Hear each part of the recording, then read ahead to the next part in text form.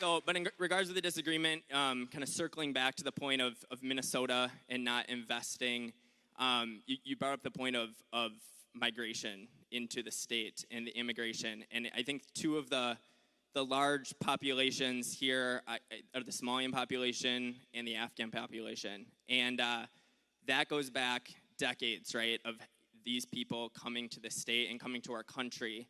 And while the current administration is doing a lot to address illegal immigration, the fact of the matter is, especially in the state of Minnesota, a lot of these people are here legally. They're lawful permanent residents.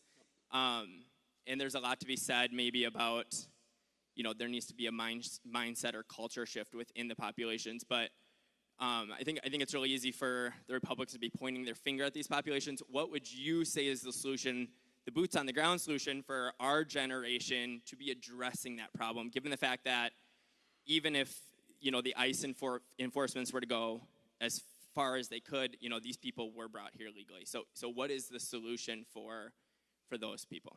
The last thing that Charlie said to me when we were speaking, I actually owed him a text, but the last time we were speaking on camera together, the last thing he said was, "Michael, I'll see you in Mogadishu," because of the immense population of Somalis in Minnesota. And he was always quick with a line, he was pretty good. And obviously, we've seen this in recent years. I mean, it's just a tremendous growth in this immigrant population, and it's an immigrant population that does not really assimilate and that is associated with lots of crime and a drain on resources. But some of them came here legally. And the answer is that we have to drastically reduce legal immigration as well as illegal immigration. Not because we don't like the people, not because these are bad people necessarily, some of them are, but because no country can absorb an unlimited number of a foreign population. It's simply not possible. It's no knock on them. It just does not work. And so in the case, you mentioned you've done this very charitable act. Thank you so much. You've done this really charitable act of adopting young boys from a foreign population. If someone comes here at a very, very young age, the odds that they are going to assimilate to the culture, especially being raised in a family from that culture, are pretty good.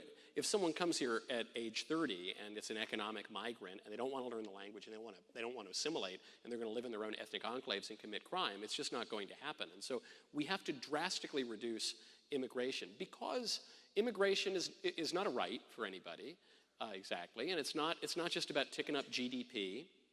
And America's not just an idea, it's a real country. And real countries have real traditions and have real peoples and they have real places and geography. And so we have to be able to acknowledge that. And we have to be able to say, look, we're a country that at various times has let in a lot of immigrants. We're also a country at various times that has basically stopped immigration for large swaths of American history. And now I think we're kind of in one of those times. So what I'm hearing from you is it's very much a go-forward strategy. But coming back to maybe my original question of what's the solution, though, for current state, Twin Cities, the population is here. Say we don't let anyone else in. They are reproducing at a rate much faster than, maybe with the exception of the Catholics, but much faster than most people in this city. So what is the strategy in order to try to inspire these people to assimilate here, rather than just kind of pointing our finger and saying it's a problem? Right, well, someone just suggested everyone else needs to have more babies. That's a good suggestion, I agree. But also what you have to do is you have to enforce the law. So the Somalis who are here, for instance, who are committing all sorts of crimes, they need to be arrested and they need to be punished for those crimes.